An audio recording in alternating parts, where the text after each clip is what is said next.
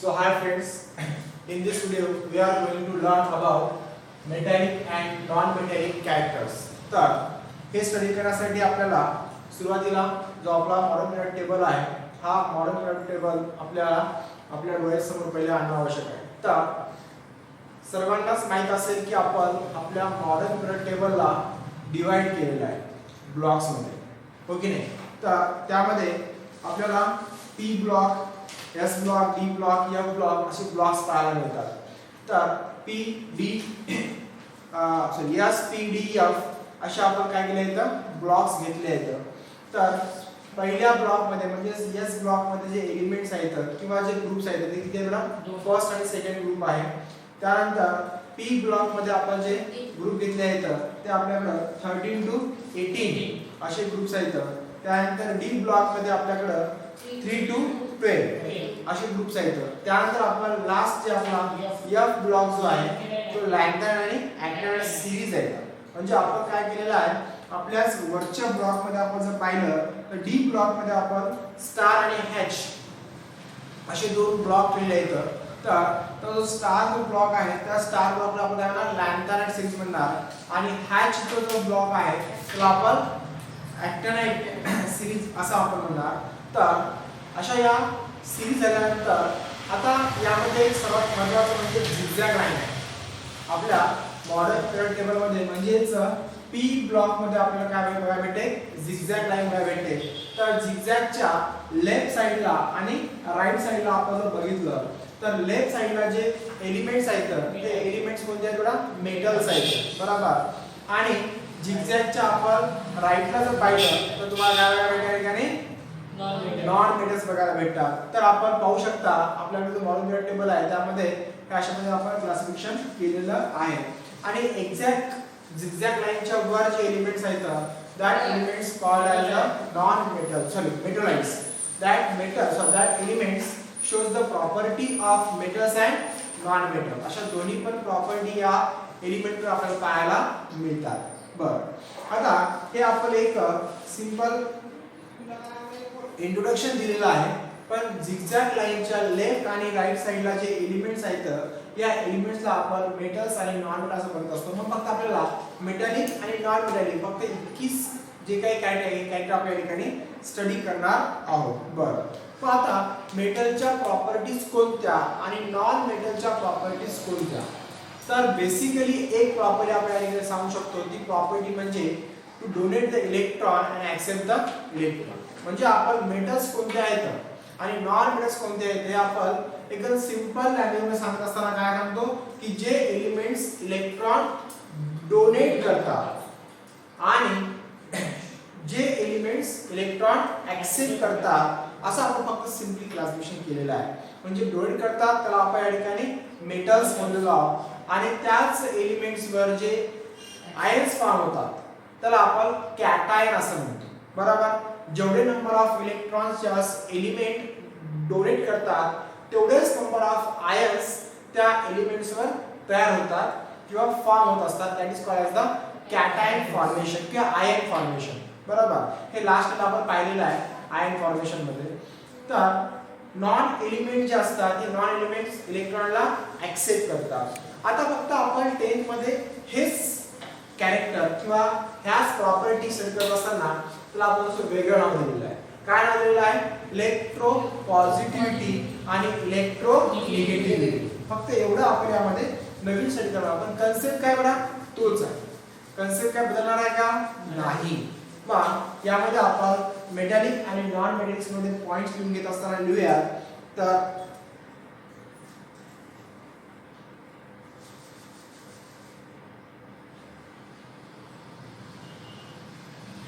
So write down the first point ज्यामध्ये आपण metallic and non metallic correction मध्ये आपण पहिला पॉइंट लिहा.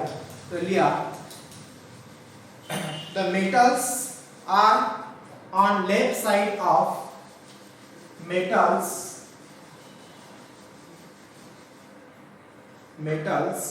are on left side of zigzag line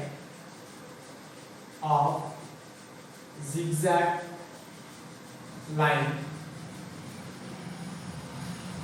and non-metals on the right side and non-metals on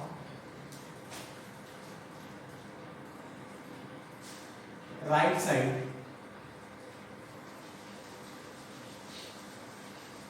and metallites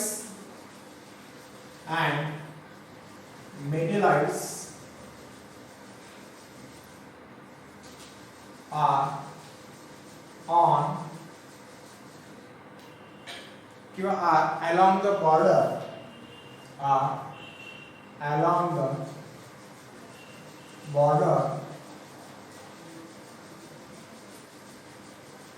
of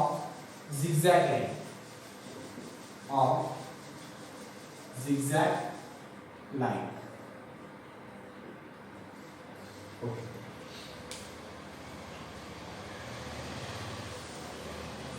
आता यामध्ये simply आता आपण जे टेबल मध्ये आहे मॉडिफाईड टेबल मध्ये ते इथे सांगितलं आहे म्हणजे एलिमेंटचा आपण लेफ्ट साइड राइट साइड आणि on the border of zigzag line काय काय आहे आपण इथे सांगितलेलं आहे. आता आपण इथे बघणार आहोत की एखादा आयोनिक कंपाऊंड घेतला तर त्या आयोनिक कंपाऊंड मध्ये कोणकोणते एलिमेंट्स आपल्याला कंबाईन झालेले दिसतात. So in the ionic compound there are two types of element. One is the metals and non metal. म्हणजे आयोनिक कंपाऊंड मध्ये काय असणार मेटल असणार आणि नॉन मेटल त्यापासून तर त्याला कंपाऊंड असतो आणि कोण असतं आयोनिक कंपाऊंड. मग आयोनिक कंपाऊंड मध्ये एक्झाम्पल आपण घेतलं तर NaCl सगळ्यात सोपा आपल्याला एक्झाम्पल आहे बरोबर. कारण की Na जो आहे सोडियम यामध्ये काय असणार मेटल आणि दुसरा जो आहे क्लोरीन आपला त्यामध्ये नॉन मेटल आहे बरोबर. आता या दोघांच्या जो व्हॅलेन्स आपण पाहिल्या तर सेम आहे. सेम व्हॅलेन्स म्हणजे काय एकाची पॉझिटिव्ह वन आहे एकाची निगेटिव्ह वन आहे बरोबर. म्हणजे या ठिकाणी इलेक्ट्रो पॉझिटिव्हिटी आणि इलेक्ट्रो निगेटिव्हिटी आपण जर पाहिलं तर दोघांचे कसे असतात सेम आहे. तर असा मग आपल्या ठिकाणी एक सिंपल आयोनिक कंपाऊंड कन्सिडर करूया आणि या आयोनिक कंपाऊंडला घेऊन या ठिकाणी जे कॅटायन फॉर्मेशन किंवा इलेक्ट्रो निगेटिव्हिटी जी आहे ही इलेक्ट्रो निगेटिव्हिटी आणि इलेक्ट्रो पॉझिटिव्हिटी जी आहे हे आपण या ठिकाणी समजून घेण्याचा प्रयत्न करूया. बरं त्यामध्ये मग इथं आपण सिंपल एक आयोनिक कंपाऊंड घेतला आणि या सिंपल आयोनिक कंपाऊंड्स मध्ये कॅटायन कोण फॉर्म करतात मेटल्स फॉर्म करतात आणि एनायन्स कोण फॉर्म करतात नॉन मेटल्स फॉर्म करतात. त्यामध्ये एक्झाम्पल जो आहे एक्झाम्पल आपण घेऊया. तर consider a simple आयन्स असतात फक्त आयन्स म्हणजे दोन प्रकारचे आयन असतात पॉझिटिव्ह आयन आणि निगेटिव्ह आयन बरोबर. म्हणजे पॉझिटिव्ह आयन्स असतात त्याला आपण काय म्हणलो कॅटायन म्हणलो बरोबर आणि जे निगेटिव्ह आयन्स असतात त्याला आपण काय म्हणलो आयनायन म्हणलो बरोबर. म्हणजे जर आपण पॉझिटिव्ह चार्ज निगेटिव्ह चार्ज म्हणतो सेम आहे बाकी याच्यात काही वेगळं नाही. तर नाव त्याला आपण दिलेले आहेत. तर consider a simple ionic compound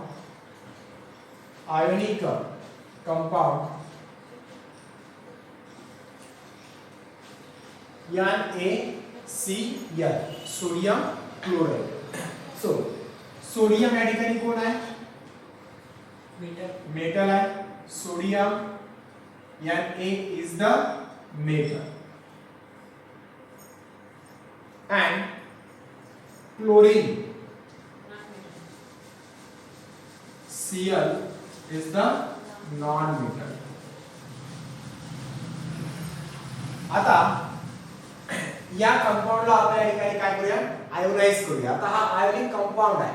ionisation केलं म्हणजे काय होणार की या ठिकाणी हा कंपाऊंड ब्रेकडाऊन होणार बरोबर आणि ब्रेकडाऊन झाल्यानंतर याच्यापासून आपल्याला काय भेटतात दोन वेगळे आयन्स मिळतात. कारण की लक्षात घ्या जस्ट कंपाऊंड काय होतो ब्रेकडाऊन होतो आयोनायझेशन होते. It means that on the metals and non metal there forms the ions. मग सोडियम जो आहे आपला याच्यावर काय होणार प्लस साइन तुम्हाला घ्यावं लागणार आणि क्लोरीन जो आहे म्हणजे तुम्हाला मायनस निगेटिव्ह घ्यावं लागणार. म्हणजे मेटल या ठिकाणी काय फॉर्म व्हायला कॅटायन फॉर्म व्हायला होतं आणि हा नॉन मेटल आहे याच्यावर काय व्हायला एनायन फॉर्म व्हायला. So write down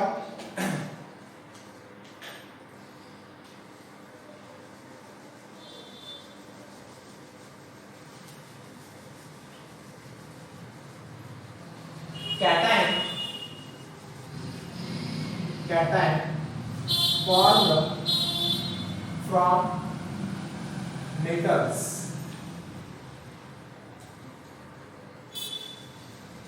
Cation formed from metals.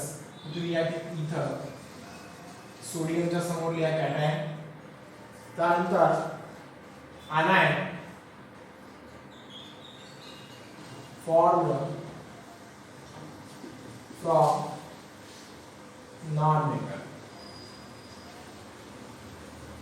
या ठिकाणी तुम्ही anion लिहा.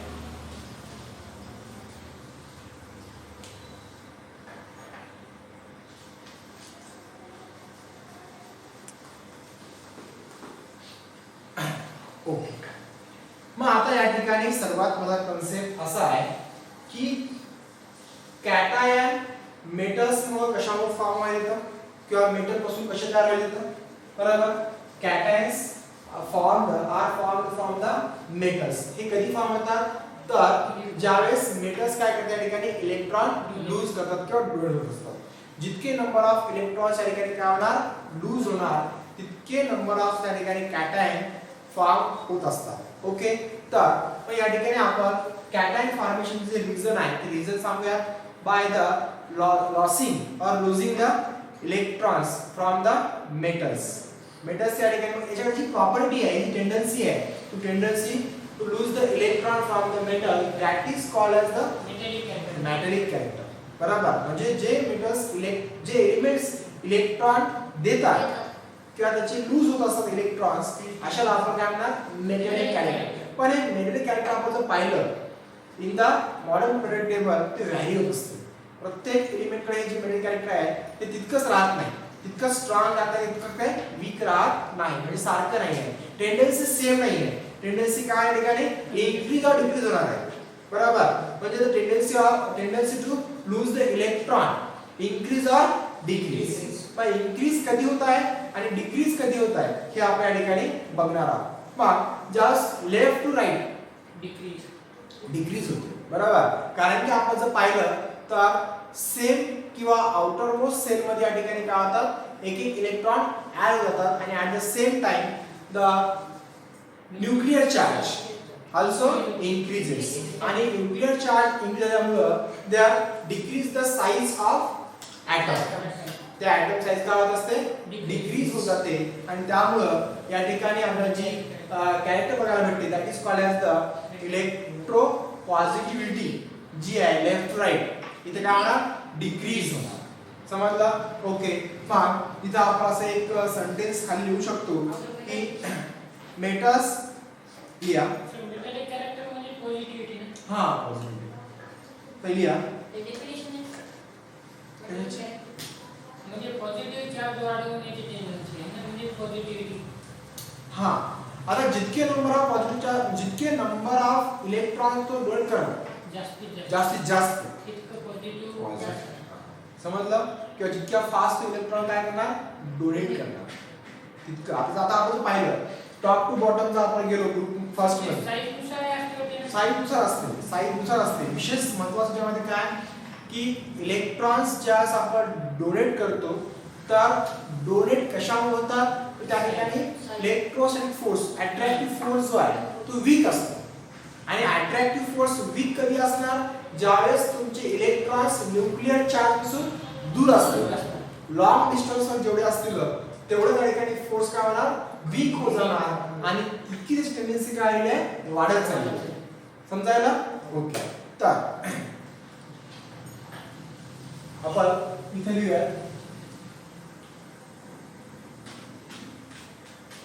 मेटल ॲटम्स नंबर 3 मध्ये मेटल ॲटम्स जे ऑनलाइन आपले व्हिडिओ बघायला विद्यार्थी त्यांनी पण जे मी सांगत आहे ते लिहून घ्या. Metal atoms have a tendency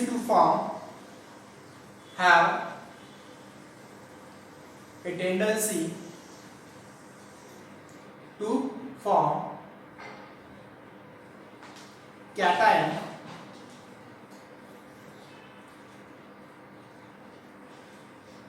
by losing its valency electron, by losing its valency electron.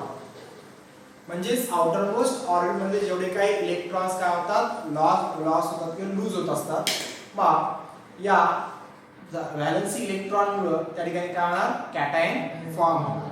Okay, so this property is called this property is called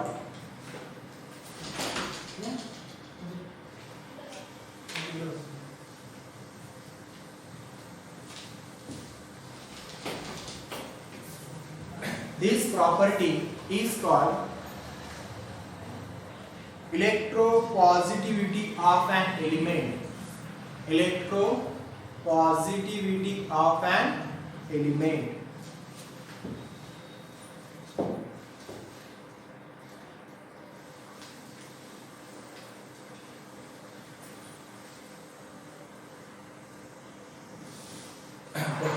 मग इलेक्ट्रोपॉझिटिव्ह काय आपल्याला काय असणार आहे, फक्त जे एलिमेंट्स काय करतात इलेक्ट्रॉन डोनेट करतात किंवा ज्या एलिमेंटचे इलेक्ट्रॉन लूज होतात अशाकडे जी प्रॉपर्टी आहे that is called as the इलेक्ट्रोपॉझिटिव्हिटी.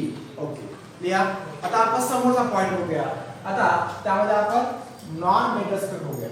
इथं आपण जर पाहिलं या कॅटायनमुळे जी प्रॉपर्टी आहे that property is called as the इलेक्ट्रोपॉझिटिव्हिटी.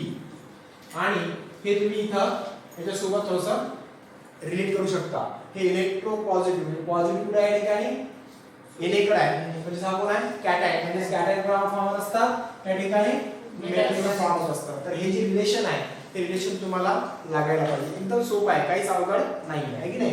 कोणतं एक्झाम्पल घ्या या ठिकाणी NaCl जर तुम्ही घेतला सॉरी CaCl2 जरी आपण या ठिकाणी घेतला तरी या ठिकाणी तुम्हाला कॅटायन आणि ऍनायन फॉर्मेशन पाहायला मिळते, बरोबर. त्यानंतर MgCl2 जरी आपण या ठिकाणी घेतला तरी काही अडचण येणार नाहीये, कारण की इथं आपण पाहिलं मॅग्नेशियम मेटल आहे आणि क्लोरीन पण आहे आपल्या नॉन मेटल आहे. इथं आयन फॉर्मेशन आलेलं आहे. फक्त इथं काय होणार नंबर ऑफ कॅटायन आणि ऍनायन संख्या बदलणार आहे, हो की नाही. या ठिकाणी आपण जर तुम्ही म्हणले सर या ठिकाणी कॅटायन आणि ऍनायन एक एकच फॉर्म असं होऊ शकते का, नाही. तर याला आपण जर काय केलं आयोनाइज केलं तर इथे काय होणार दोन कॅटायन फॉर्म होणार, बरोबर. आणि या ठिकाणी दोन anion फॉर्म होणार. म्हणजे how many cation and anion form it is depends on the losing the electron and accepting the electron, बरोबर. तर किती नंबर ऑफ इलेक्ट्रॉन म्हणजे टेंडन्सी किती आहे त्या एलिमेंटची त्याच्यावर डिपेंड आहे की या ठिकाणी कॅटायन किती फॉर्म आणि anion किती फॉर्म होणार, समजलं. ओके, तर आपण सेकंड जो पॉइंट आहे फोर्थ पॉइंट टाकायचा आणि फोर्थ पॉइंट मध्ये लिहा the non-metal atoms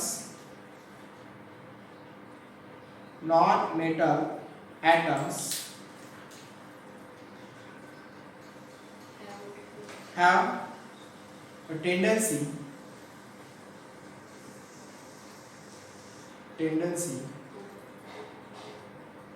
to accept the electron.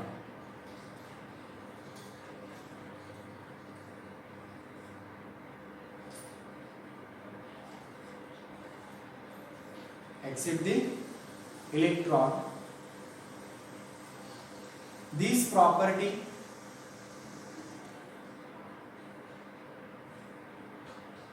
is called electronegativity of an element.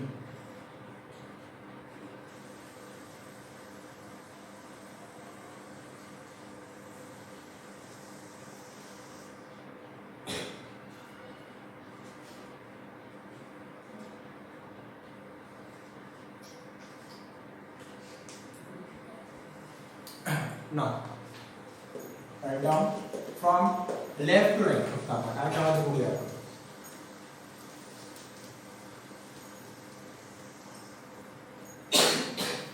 In the modern periodic table, from left to right. In modern periodic table from left to right.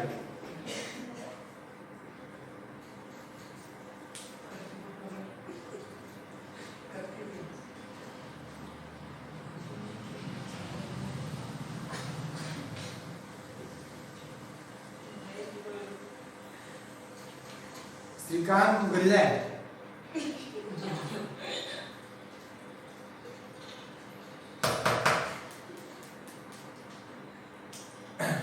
यामध्ये एक point आहे पहिला. First,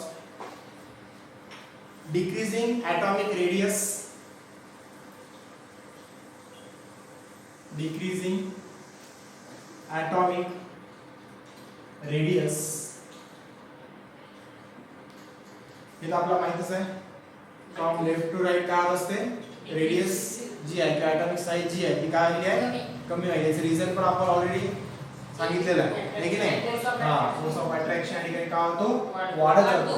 कारण nuclear charge या ठिकाणी काय होतात, वाढत जातात.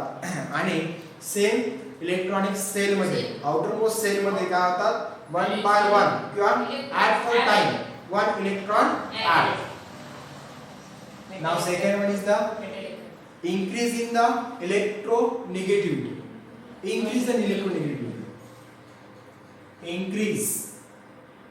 Increasing electronegativity.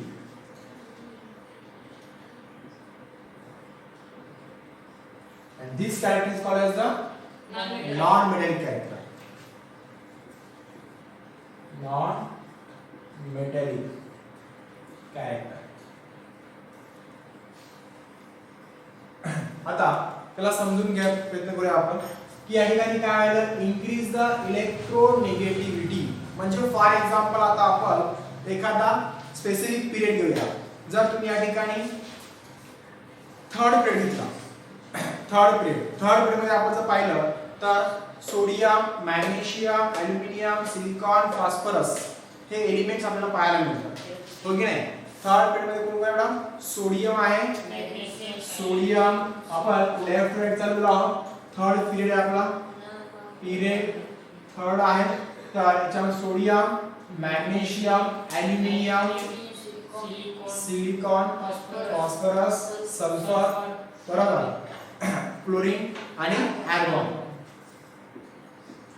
आता आपण जर या एलिमेंटचं इलेक्ट्रॉनिक कॉन्फिगरेशन काढलं तर तुम्हाला या एलिमेंटच्या आउटर मोस्ट सेल मध्ये नंबर ऑफ इलेक्ट्रॉन्स काय दिसलं, इन्क्रीज होत दिसतं. म्हणजे व्हॅलेन्स इलेक्ट्रॉन काय होणार, इन्क्रीज होणार, बरोबर. मला एक कुठपर्यंत डोंट करणार, कुठून मी त्या ठिकाणी काय करणार, ऍक्सेप्ट करणार, हे आपल्याला माहित असलं पाहिजे, बरोबर की नाही. मग सोडियम आहे 2,8,1 2,8,2 2,8,3. आता इथपर्यंत काय इलेक्ट्रॉन डोनेट करणार, बरोबर. पण इथून आपण जर पुढे पाहिलं तर हे काय करणार, इलेक्ट्रॉन ऍक्सेप्ट करणार. म्हणजे इकडे काय आलं, इलेक्ट्रोनेगेटिव्हिटी वाढत चाललेली आहे. फ्रॉम इलेक्ट्रोड काय आलेलं आहे, इलेक्ट्रोनेगेटिव्हिटी वाढत चालली. कारण ते नंबर ऑफ इलेक्ट्रॉन काय करायचं, घेणं वाढत चालायचं. मग इथं आपण जर पाहिलं 2,8,4 2,8,5, बरोबर. आता इथे काय करणार, ऍक्सेप्ट करणार, बरोबर. इथे 3 इलेक्ट्रॉन ऍक्सेप्ट करणार, पुन्हा इथे काय आहे 2, पुन्हा 1 आणि नंतर आपण जर पाहिलं की काहीच करणार नाही, स्टेबल राहील, बरोबर. मग अशा पद्धतीने काय याची इलेक्ट्रोनेगेटिव्हिटी वाढत चाललेली आहे. आणि इलेक्ट्रो पॉझिटिव्हिटी काय आहे ठिकाणी, डिक्रीज होणार. समजलं का. नंबर 3 मध्ये आपण पाहिलं तर डिक्रीजिंग द इलेक्ट्रो पॉझिटिव्हिटी. याला आपण काय म्हणणार, तुमचं कॅरेक्टर आहे मेटॅलिक कॅरेक्टर.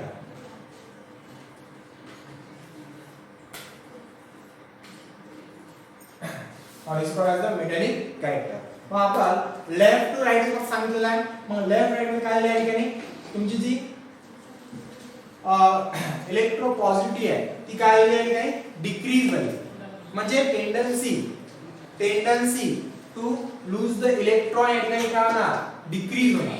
लक्षात घ्या, इलेक्ट्रो पॉझिटिव्हिटी म्हणजे काय, तर tendency to lose the electron, बरोबर. पण या ठिकाणी टेंडन्सी वाढायली की कमी व्हायली? कमी होणार. आणि या ठिकाणी आपण जर पाहिलं निगेटिव्हिटी साठी पाहिलं आपण तर इलेक्ट्रॉन्स जे ऍक्सेप्टिंग आहे ते कसं काय वाढत चाललेलं आहे किंवा डोनेट करणारे कमी व्हायले आहे. सॉरी डोनेट करणारे काय होणार?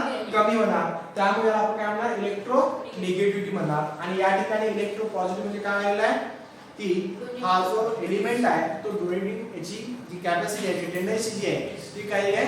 डिक्रीज झाली. बरोबर. म्हणजे आपण लिहूयात का की डिक्रीज इलेक्ट्रोनिगेटिव्हिटी कधी होत असते? ज्यावेळेस डोनेटिंग कॅपॅसिटी काय होणार आहे या ठिकाणी? टेंडन्सी लिहा. Tendency to losing the electron decrease.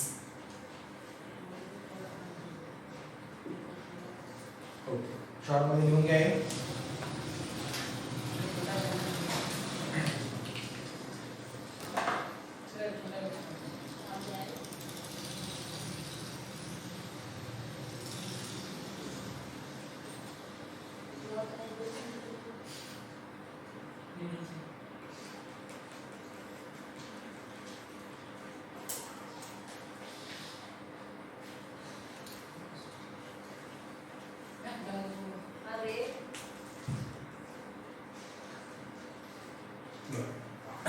आता यानंतर आपण जे नेक्स्ट पॉइंट पाहणार आहोत ते म्हणजे टॉप टू बॉटम.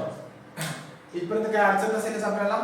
त्यानंतर आपण टॉप टू बॉटम जो आहे त्यामध्ये काय होते बघणार आहोत. मेटल कॅरेक्टर या ठिकाणी कशी चेंज होतात हे टॉप टू बॉटम मध्ये आपल्याला पाहायचं आहे. तर टॉप टू बॉटम मध्ये काय होणार? बेसिक कन्सेप्ट तुम्हाला माहित असणं आवश्यक आहे. टॉप टू बॉटम मध्ये काय होते? ॲटॉमिक साईज वाढते. हे सर्वात महत्त्वाचं आहे.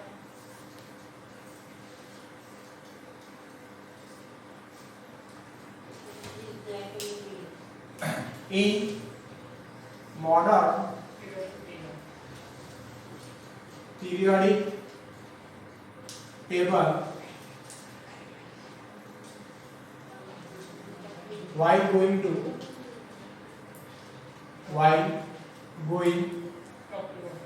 top to bottom किंवा going down or top to bottom.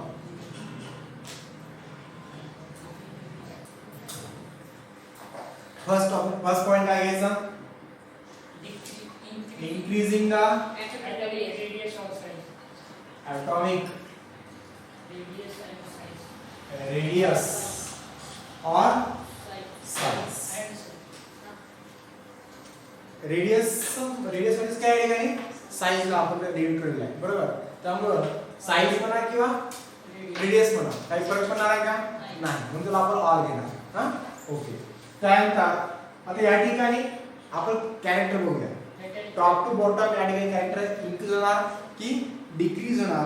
तर आपल्याला डिक्रीजिंग द इलेक्ट्रोनेगेटिव्हिटी, डिक्रीजिंग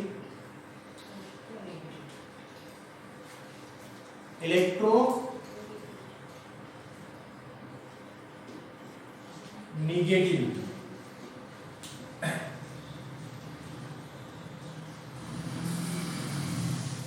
आता डिक्रीजिंग इलेक्ट्रोनेगेटिव्हिटी म्हणजे याचा अर्थ असा की या ठिकाणी तो काय करणार आहे? डोनेट जास्त करणार, ऍक्सेप्ट करणार नाही, आहे की नाही? तो काय करणार? डोनेट करणार. कारण की आपण जर पाहिलं टॉप टू बॉटम जेव्हा सीआयलो आहोत तर इथं सेल्स बघा, इलेक्ट्रॉनिक सेल्स काय व्हायला? इन्क्रीज झालेला आहे. म्हणजे इथं जो फोर्स आहे, अट्रॅक्टिव्ह फोर्स आहे, काय होणार? वीक होत जाईल, डिक्रीज होत जाईल. म्हणजेच आणि वीक होण्याचं कारण काय होणार? because the distance between the nuclear charge and the outermost cell increases. बरोबर. मग आपल्याकडे फॉर एक्झाम्पल फर्स्ट पिरियड आहे. फर्स्ट पिरियड मध्ये कोण आहे? फक्त हायड्रोजन आहे. फर्स्ट पिरियड मध्ये फर्स्ट ग्रुप मध्ये आपण पाहूया. तर फर्स्ट ग्रुप आणि फर्स्ट पिरियड मध्ये कोण आहे? हायड्रोजन आहे. त्यानंतर लिथियम, त्यानंतर सोडियम, त्यानंतर कॅल्शियम. आपण आता पाहिलं तर चार पिरियड घेतले आपण. पहिले चार पिरियड घेऊया. तर इथं काय आहे? फक्त आपल्याकडे एकच इलेक्ट्रॉनिक सेल आहे. या ठिकाणी 2 इलेक्ट्रॉनिक सेल आहेत, या ठिकाणी 3 इलेक्ट्रॉनिक सेल आहेत, या ठिकाणी 4 इलेक्ट्रॉनिक सेल आहेत. आता आउटर मोस्ट सेल मध्ये जे नंबर ऑफ इलेक्ट्रॉन्स आहेत किंवा व्हॅलेन्सी इलेक्ट्रॉन आहे ती बदलायली का नाही, सेम आहे बरोबर. किती आहे बरं, फक्त एकच आहे, पण त्या इलेक्ट्रॉनचा डिस्टन्स काय होत आहे from the nuclear charge increase झालेला आहे. मग मला सांगा इथं हा इलेक्ट्रॉन बाहेर पडणं सोपं आहे की या ठिकाणी इलेक्ट्रॉन बाहेर पडणं सोपं आहे? सोडियम मध्ये सोपं आहे की सॉरी पोटॅशियम सोपं आहे की हायड्रोजन सोपं आहे? पोटॅशियम मध्ये बरोबर. आता ऍक्च्युअली हा इलेक्ट्रॉन जातच नाही, तर आपण लिथियमला कंपेअर करूया. लिथियम आणि पोटॅशियमला आपण जर कंपेअर केलं तर या ठिकाणी फोर्स जो आहे अट्रॅक्टिव्ह फोर्स कमी आहे. हा attractive force is less in a potassium than lithium. Why? Because the distance between the nuclear charge to a nuclear and outermost cell is larger than the lithium. तर हे पक्केचं main reason आहे. तर ते reason आपल्याला जर कळालं तर इथे आपण सांगू शकतो की इलेक्ट्रॉन जे असतात ही इलेक्ट्रॉन्स इथे इझिली लूज होणार, इथे इझिली होणार नाही. पहा सेकंड थर्ड जो पॉइंट आहे, थर्ड पॉइंट, आता जर डिक्रीजिंग इलेक्ट्रो निगेटिव्हिटी असेल तर इन्क्रीज काय व्हायला पाहिजे, पॉझिटिव्ह व्हायला पाहिजे. उलट असते आहे की नाही, कारण इथं पॉझिटिव्ह तुमचे काय येतं डोनेट व्हायला येतं. तर इथं आपण लिहा इन्क्रीजिंग इलेक्ट्रो पॉझिटिव्हिटी आणि याला आपण कोणती कॅरेक्टर म्हणणार, मेटॅलिक कॅरेक्टर. जिथे जिथं तुम्हाला पॉझिटिव्हिटी असेल त्याला आपण काय म्हणायचं आहे मेटॅलिक कॅरेक्टर, आणि जिथे निगेटिव्हिटी असते त्याला आपण काय म्हणणार नॉन मेटॅलिक कॅरेक्टर. ओके. तर मग इथं आपल्याला असं कळलं की मेटॅलिक कॅरेक्टर कुठे इन्क्रीज होणार आणि कुठं डिक्रीज होत जाणार. मग टॉप टू बॉटम इथे काय होणार, नॉन मेटॅलिक कॅरेक्टर काय होणार डिक्रीज होणार बरोबर, आणि मेटॅलिक कॅरेक्टर काय होणार इन्क्रीज होणार. समजलं? तर बस इतकंच या टॉपिक मध्ये आपल्याला शिकायचं होतं. तर या चॅप्टरचे जेवढे व्हिडिओ होते ते आपण या ठिकाणी संपवलेले आहेत. तरी सर्व विद्यार्थ्यांनी जी एक्सरसाइज आहे ती एक्सरसाइज सॉल्व्ह करून बघा. काही डाऊट असतील तर डाऊट साठी मला कॉल करा. आणि या ठिकाणी आपण आपला सेकंड चॅप्टर संपला असं आपण डिक्लेअर करूया. उद्याच्या व्हिडिओ तुम्हाला नेक्स्ट चॅप्टरचा व्हिडिओ पाठवतो.